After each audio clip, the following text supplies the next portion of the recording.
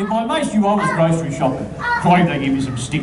But I was starving and had to get something to eat. My missus is in bed sick. So that's how I found myself in Coles, picking out tucker for meals, tossing it into my trolley. Yep, one with a stuffed up front wheel. You know the kind, you've all copped one. Don't they drive you out of your scone? Like trying to push a Kenworth truck with a bloody handbrake on. You need to take anabolic steroids, weigh 900 pounds, have arms like bloody Popeye just to push the bundle around. So I'm trying to wheel this aisle with this shopping trolley from hell, when I bounced off the jam, hit the Vegemite, and I've hit this old lady as well. Oh, sorry, I said sincerely, aren't these trolleys in uses to push? She adjusted her glasses, straightened her blouse and punched me straight in the mush. So I looked through the blood to her beady eyes all wrinkled up with age, and I saw the unmistakable signs of shopping trolley rage.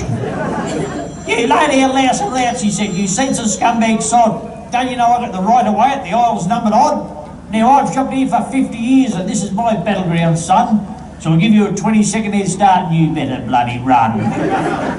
Run! I took off like Kathy Freeman up aisle number 4 with this seized up wheel and the trolley scorching a 6-inch groove through the floor. I'm zigzagging at the speed of light, the biscuits are only a blur. But in 19 seconds I managed to put 100 yards between me and her. Then I heard, "20, I'm coming to kill you." She was crazy, you should have heard her. This shopping trolley rage had made her quite intent on murder. So I hid in the cereal section, shaking in my boots, trying to blend in with the Cocoa Pops and the Wheat Bix and Fruit Loops. But in 2 or 3 minutes, she hadn't shown. So I snuck off in a different direction and went to try to find refuge in the hygiene and toiletry section. As I slunk past the soap and the toothpaste, I stopped and I kind of balked. I had an unnerving feeling that I was being stalked.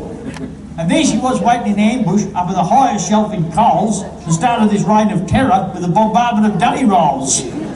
This savage salty assorbent, this hail of home brand too, this wicked whirlwind of wonder soft around me old lead flew. And I could suddenly picture my epitaph as they buried my poor old soul. Here lies that idiot McArthur killed by a flying dunny roll. So I bolted for the meat department, dressed up in sausages as a disguise. As I peeked round the corner, number 12 took me straight between the eyes. This old lady is waging a personal war. She was crazy, she was insane, a flaming supermarket version of Saddam Bloody Hussein. And through this flying volley of veal chops, the shrapnel of silver side, "Here, meet your mates, the other dead meat," this little old lady cried. So can't we maybe just act like adults and perhaps sit down and talk? "Yeah, talk to this, you pig," she said, and pegged me with a pickled pork. I was critically wounded, both physically and in pride, when I spotted the doors to the supermarket and the safety that lay outside. So I dumped me trolley and started to run like Christopher Skase to Mallorca, when she picked up a 12-pound pumpkin and bloody bowled me with a Yorker. Through this horrible sound of broken bones, I'm trying to crawl outside as this bad and murderous old granny kept gaining with every stride. When adrenaline lifted me to my feet, out the door I fled, just as a can of baked beans come bouncing off my head. So I dove inside the hole in ute, locked the door, slammed it into reverse. I tell you, you've had some crook days before, but none I recall were worse. Because as I backed out and heard this almighty bang, my jaw just fell ajar, as that old lady ran towards the Mercedes on head and said, "You bastard, you've hit my car!" Oh, I blacked out with the terror. Come to when the cops fired a gun, and they'd use the jaws of life to get a trolley out of me bum. So I reckon now there are certain jobs that were never intended for men.